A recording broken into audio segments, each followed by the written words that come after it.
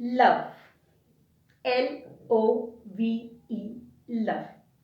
Love is the basic need of every human being.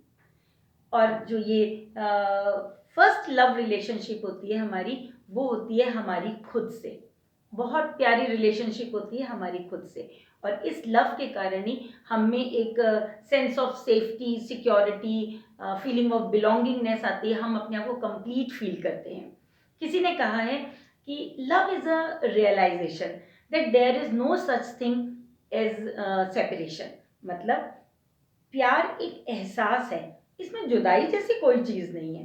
लेकिन ये कितनी अजीब बात है ना, कि जो हम कंप्लीट खुद के साथ फील करते थे, खुद से प्रेम करते थे, धीरे धीरे ऐसा क्या होता है कि क्योंकि मैंने कहा कि love is the basic need of every human being. तो जब हम खुद से दूर होते जाते हैं तो we start looking for someone to love ourselves, to complete us, to accept us unconditionally, to fulfil our life, to fix our life. इस तरफ हम चल पड़ते हैं. हमें फीलिंग रहती है कि कोई तो हो जो मुझे स्पेशल फील करवाए, कोई तो हो जो कहे तुम हो तो सब कुछ है. ये सब क्यों होता है? ऐसा क्या होता है कि हम सेल्फ लव से क्रेविंग फॉर लव स्टार्ट हो जाता है. मतलब हम दूसरों से प्यार की तरफ बढ़ जाते हैं. ये जो गैप है, ये जो यात्रा है, ये क्यों है? तो friends, today let's talk about love, romance, intimacy, relationship. नमस्कार साथियों, मैं doctor Seema Joshi, certified parenting coach and certified counsellor, आज आपसे जो ये basic need of every human being है, सर्च फॉर लव, इसी पे बात करूंगी. फ्रेंड्स, जब हम इस लव, इंटीमेसी, रोमांस, इनकी बात करते हैं तो हमें सबसे पहले ये जानना ज़रूरी होता है कि हमारी फर्स्ट कपलिंग हमारे बचपन में स्टार्ट होती है. हमारे पेरेंट्स के साथ, हमारे सिबलिंग्स के साथ. इस तरह से हम दूसरों के साथ जुड़ते चले जाते हैं. और जैसे जैसे उम्र बढ़ती है, हमारे दायरे बढ़ते जाते हैं. और एक दिन ऐसा आता है कि जब हमें कहा जाता है ये वो रिश्ता है जिस जो कि तुम्हारे जन्म जन्मांतरों का रिश्ता है, 7 जन्मों का रिश्ता है. लेकिन इस रिश्ते में भी क्या शुरू हो जाता है? वही डिससेटिस्फैक्शन, कॉन्फ्लिक्ट, एक्सपेक्टेशन और डोमिनेशन, कंट्रोल अदर्स, और कॉन्फ्लिक्ट ही कॉन्फ्लिक्ट होते हैं. तो अगर हम लव, इंटीमेसी, इन सबको समझना चाहते हैं तो we can not escape our childhood. हम अपने बचपन को दरकिनार नहीं कर सकते, क्योंकि हमारा जो भी चाइल्डहुड जैसा भी है वही हमें बनाता है. हमारी जो इसको पूरी लाइफ को समझना है, हमारी लाइफ के रिलेशनशिप्स को समझना है, तो हमारी लाइफ की जो ये अर्लीस्ट मैट्रिक्स है, अर्लीस्ट रिलेशनशिप है, इनको समझना ज़रूरी है, क्योंकि दैट मेड यू यू. तो इनको समझना ज़रूरी है. और जो चाइल्डहुड है, childhood is the foundation of our life, of our every relationship. तो जब हम इसकी बात करते हैं, क्योंकि आपको पता है कि मैं पेरेंटिंग पे काम करती हूँ, पेरेंट चाइल्ड रिलेशनशिप पे हम काम करते हैं. तो जब भी मैं पेरेंटिंग की बात करती हूँ तो मैं कहती हूँ कि आप अपने बच्चों के साथ अपना कनेक्शन इस्टेब्लिश कीजिए. और बच्चे को अगर समझना चाहते हैं तो इसके लिए ज़रूरी है कि आप अपने आप को समझिए, अपने आप को देखिए, और वो जो लाइट हम दूसरों पे डाल रहे हैं, अपने बच्चे पे डाल रहे हैं, उसका फोकस टर्न कीजिए अपनी तरफ. अब जिस दिन हम अपने आप को समझेंगे, हम सबको समझ जाएंगे, हम अपने बच्चे को समझ जाएंगे. इसी तरह से अगर लव, इंटीमेसी, इनको समझना है तो इसके लिए भी ज़रूरी है कि हम अपने चाइल्डहुड को समझें. क्योंकि हमारी उस टाइम जो नीड होती है, अगर वो फुलफिल नहीं होती हैं तो वो नीड हमारे को जीवन भर परेशान करती हैं. तो बच्चे की हर बच्चे की, चाहे मैं हूँ, चाहे आप हैं, चाहे कोई और भी है, हर बच्चे की एक सिंपल कोर नीड होती है. और वो नीड होती है to be seen, to be heard, to be accepted unconditionally. और ये कितनी अजीब सी बात है कि ये इतनी छोटी सी गिफ्ट हमें नहीं मिलती, और इससे हम लोग को डिप्राइव रखा जाता है. और मैं तो इसको गिफ्ट नहीं कहूँगी, बल्कि मैं कहूँगी हर बच्चे का राइट है कि उसको सुना जाए, उसको समझा जाए, उसको देखा जाए, और उसको अनकंडीशनली एक्सेप्ट किया जाए. लेकिन ऐसा नहीं हो पाता. और ऐसा नहीं हो पाता तो हम में एक क्रेविंग स्टार्ट हो जाती है।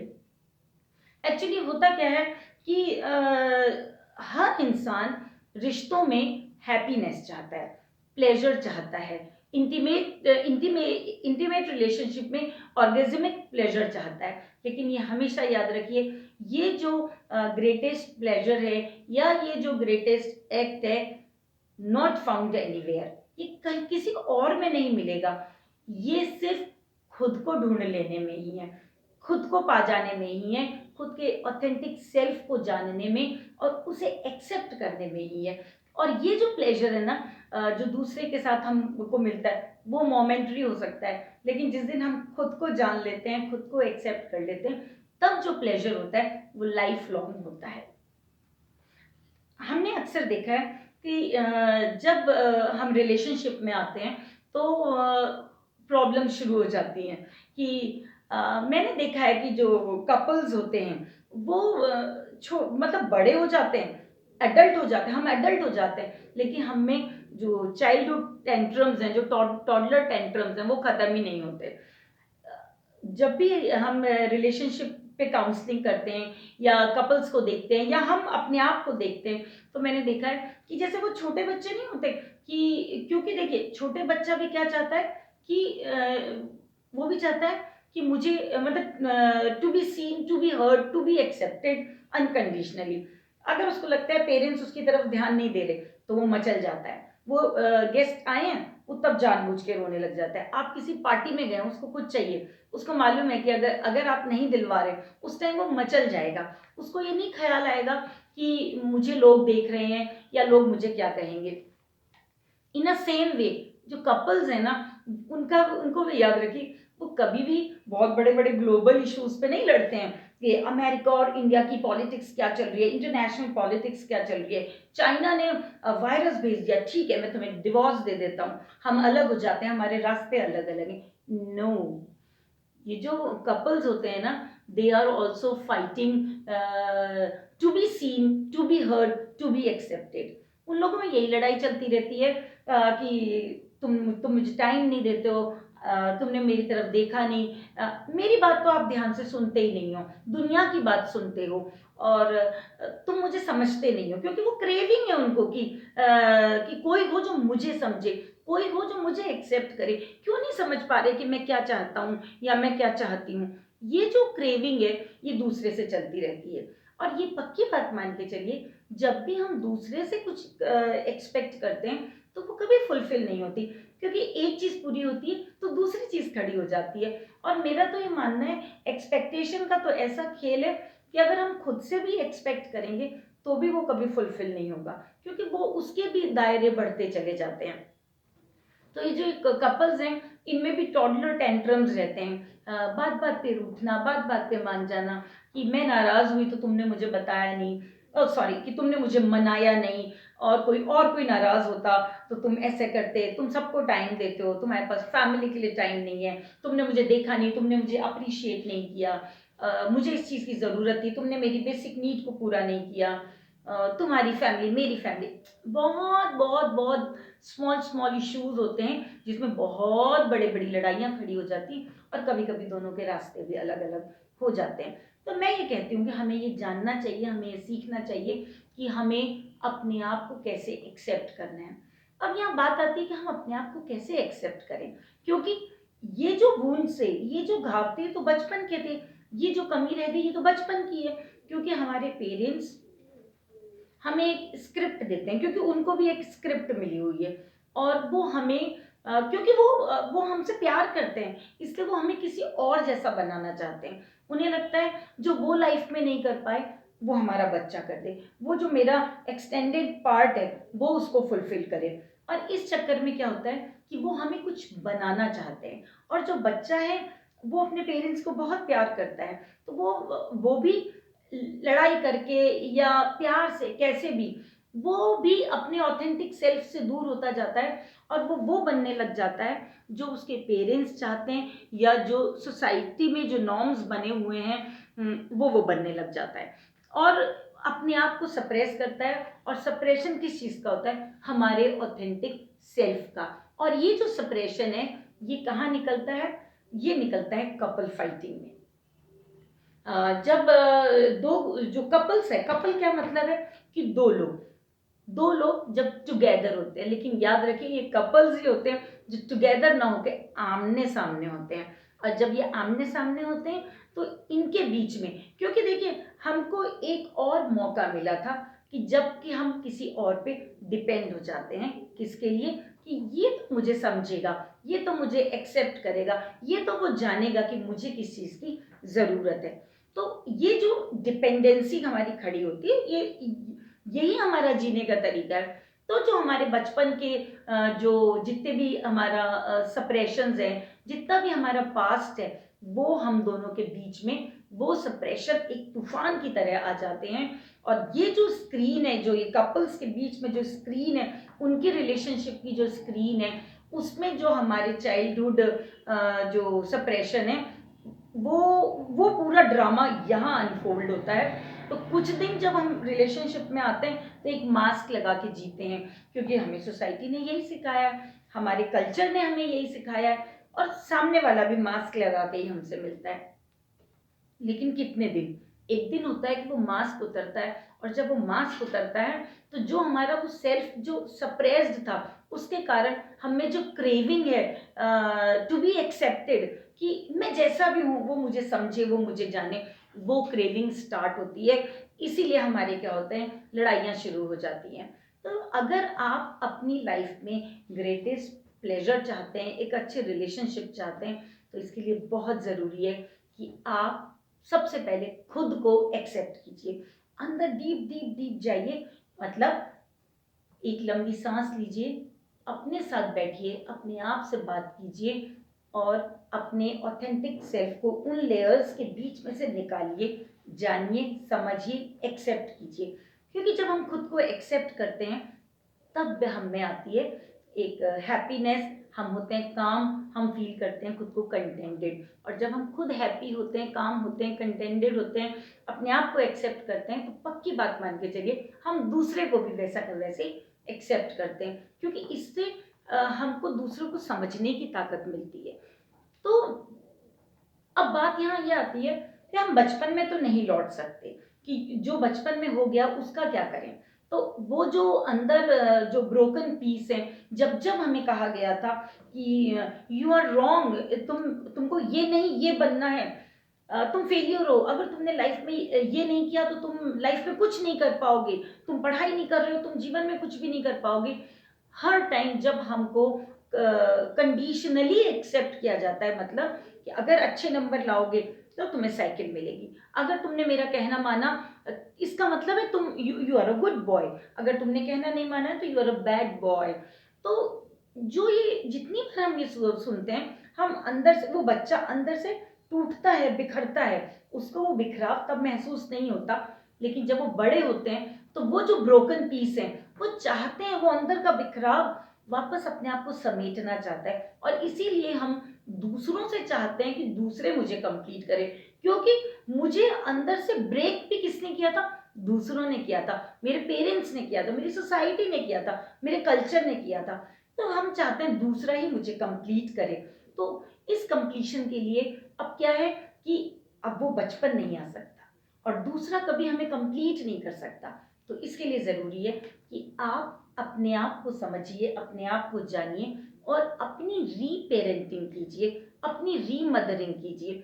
जब हमें पता चल जाएगा कि मेरे वुंड्स क्या हैं, मुझे बचपन में ये कहा गया था कि you are not a beautiful, मतलब मुझे कंपेयर किया गया था, तुम अपने सिबलिंग से कम अच्छी हो पढ़ाई में, या तुम अपने सिबलिंग से थोड़ा कम अच्छी लगती हो। तो अगर मेरे को ये चीज़ याद आ गई, अब ये जो क्रेविंग है, मैं फेसबुक पे भी चाहूंगी कि मेरे को लाइक्स मिले, लोग भी मुझे एक्सेप्ट करें, वो माने कि I am a beautiful, I am a good person. अपने आप को गुड दिखाने के लिए हम मास्क पे मास्क, मास्क पे मास्क ओढ़ते चले जाते हैं, लेकिन कब तक? कब तक? उन मास्क को हटाना है ना। हटाकर जब हम अपने आप को जानते हैं कि मेरी प्रॉब्लम ये है कि मैं क्यों क्रेव करती हूँ इन चीज़ों के लिए, क्योंकि मुझे बचपन में वो कंप्लीशन नहीं मिल पाया, मुझे अंदर से तोड़ा गया है, मुझे बिखेरा गया है। तो ज़रूरी है कि हम अपनी रीपेरेंटिंग करें। उन वुंड्स को हम हील करें। जब हम उन वुंड्स को हील करेंगे तो जो निखर कर हम निकल के आएंगे, तब हमें दूसरों की बात, दूसरों की डिसलाइकिंग, दूसरों का क्रिटिसिज्म हमें बुरा नहीं लगेगा, क्योंकि हमें लगेगा कि अगर कोई मुझे कह रहा है कि आई एम नॉट ब्यूटीफुल, तो ठीक है, आई एम नॉट ब्यूटीफुल, क्योंकि ब्यूटीफुल तो होना एक रिलेटिव टर्म है। तुम्हारी नज़र में मैं ब्यूटीफुल नहीं हूँ, लेकिन मेरे में और भी क्वालिटीज़ हैं और मैं मेरी नज़र में ब्यूटीफुल हूँ। ओके, तो इसके लिए ज़रूरी है रीपेरेंटिंग की जाए, और रीपेरेंटिंग के लिए बस एक ही ज़रूरी है कि लव योरसेल्फ। जैसे आप हैं वैसे को आप प्यार करिए। अब बात आती है कि प्यार है क्या चीज़। देखिए, love is a state of being in the moment. ये जो हम ट्रैप होते हैं ना लव के नाम पे, वो तो मोमेंट्री डिजायर है, वो मोमेंट्री क्रेविंग है, that is not love. Love desire नहीं है, लव गिव एंड टेक नहीं है, क्योंकि याद रखिए लव जो है वो अनकंडीशनल होता है। अगर उसके पीछे कोई कारण है तो कारण खत्म होगा तो प्यार भी खत्म हो जाएगा। कि ये गिव एंड टेक है, मैं तुम्हें प्यार करती हूँ, तुम मुझे प्यार करो, अगर तुम मुझे प्यार नहीं करते हो तो I am stop loving you.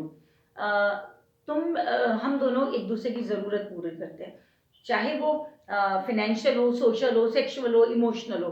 अगर वो ज़रूरतें पूरी नहीं हो रही हैं तो हमारे में टकराव शुरू हो जाते हैं। मैंने ऐसे कपल्स देखे हैं जो एक दूसरे के लिए मर मिटना चाहते हैं, उनकी ज़रूरतें जब पूरी नहीं होती हैं तो वो एक दूसरे के दुश्मन बन जाते हैं। तो याद रखिए, प्यार व्यापार नहीं है, गिव एंड टेक नहीं है, और प्यार पोजेशन भी नहीं है, प्यार अटैचमेंट भी नहीं है, क्योंकि अटैचमेंट भी एक इमेज से होता है, और वो इमेज अगर थोड़ी सी ट्रांसफॉर्म हो गई तो प्यार भी खत्म हो गया, क्योंकि मैंने तो चाहा किसी और इमेज को था। तो याद रखिए कि love is the state of being in the moment. इस मोमेंट में आप जैसे हैं अपने आप को एक्सेप्ट कीजिए, सामने वाले को एक्सेप्ट कीजिए। अगर आपको लगता है कि मुझे मुझे लव चाहिए, मुझे लोग प्यार करें, अगर आप चाहते हैं कि दूसरे मुझे प्यार करें, तो love yourself. If you want love more, then you love yourself more. अपने आप को एक्सेप्ट कीजिए, अपने आप को प्यार कीजिए। और जो ये सुबह सुबह हम मिरर देखते हैं ना, उसमें देख के कहिए ये मिरर में जो इंसान दिख रहा है ना, वो सबसे अच्छा है, मैं उसे बहुत प्यार करता हूँ, मैं उसको एक्सेप्ट करता हूँ, वो जैसा भी है मुझे अच्छा लगता है। क्योंकि जब हम एक्सेप्ट करेंगे तो गुंजाइश होती है इम्प्रूवमेंट की, लेकिन हम अगर एक्सेप्ट ही नहीं करेंगे अपने आप को तो इम्प्रूवमेंट की भी गुंजाइश नहीं होती है। तो याद रखिए कि अपनी रिलेशनशिप को अच्छा करना है तो अपनी रीपेरेंटिंग कीजिए, अपने आप को एक्सेप्ट कीजिए, अपने आप को प्यार कीजिए, बहुत प्यार कीजिए। अपना जो अंदर मेंटल एटमॉस्फियर है इसको ब्यूटीफुल बनाइए, इसको हैप्पी बनाइए। और ये जो कुछ गाने होते हैं कि आज तो मैं तुमको क्या है कि खुद को ढूंढ लेंगे हम फिर कभी, ऐसा नहीं होना चाहिए। अपने आप को ढूंढिए, अपने आप को जानिए, अपने आप को प्यार करिए, क्योंकि इस दुनिया का जो सबसे अच्छा शख्स है वो कौन है? वो आप हैं। और ये प्यार का मौसम चल रहा है, मदनोत्सव चल रहा है, बसंत का समय चल रहा है, तो इसमें हमको ये सीखना चाहिए कि हमें अपने आप से प्यार करना है। जिस दिन हम खुद से प्यार करेंगे उस दिन हमारी सारी रिलेशनशिप्स भी अच्छी हो जाएंगी। हम दूसरों पे ध्यान रखिए, रिश्ते इंटरडिपेंडेंसी पे होने चाहिए, को डिपेंडेंसी नहीं होनी चाहिए, क्योंकि को डिपेंडेंसी में एक अबव, एक ग्रेटर, एक लेसर होता है, लेकिन इंटरडिपेंडेंसी में होता है कि तुम रहो, मैं रहूं, और फिर हम हो जाए। तो अब हम बन के जिएंगे। अपने आप को प्यार कीजिए, एक्सेप्ट कीजिए, और खुश रहिए। ये लाइफ मिली है, इस लाइफ को सेलिब्रेट कीजिए, अपने आप को सेलिब्रेट कीजिए, अपने होने को सेलिब्रेट कीजिए, क्योंकि इस दुनिया की सबसे बड़ी गिफ्ट यही है कि आप हैं और आप आपके लिए हैं। और जब आप आपके लिए सच्चे हैं तो आप दुनिया के लिए भी सच्चे होंगे। और ये याद रखिए कि ये सब जो हमारे ब्रेन में हम हमारे लिए सोचते हैं वही दुनिया हमें हमारे लिए सोचती है। ये नहीं होता कि मैं तो मेरे लिए कुछ और सोच रही हूँ और दुनिया मेरे लिए कुछ और सोच रही है। ये सारा रिफ्लेक्शन है। लाइफ एक मिरर की तरह होती है, हम जैसे हैं उस मिरर में हम अपने आप को वैसा ही देखते हैं। मैं अपने आप को अगर नहीं चाहती हूँ, मुझे लगता है कि मेरे को लोग नहीं जानते, तो सच में मुझे फील होगा कि दुनिया मुझे नहीं जानती। ये अगर मैं खुद को जानती हूँ तो मुझे लगेगा सारी दुनिया मुझे जानती है। क्योंकि ये सारा जो है ना ये अंदर का खेल है। तो इस अंदर के खेल को बदलिए, उसको एक्सेप्ट कीजिए, उसे ब्यूटीफुल बनाइए। तो लव की एक ही डेफिनेशन है, love is a state of being in the moment. Please be in the moment, accept yourself in the moment, love yourself. Namaskar.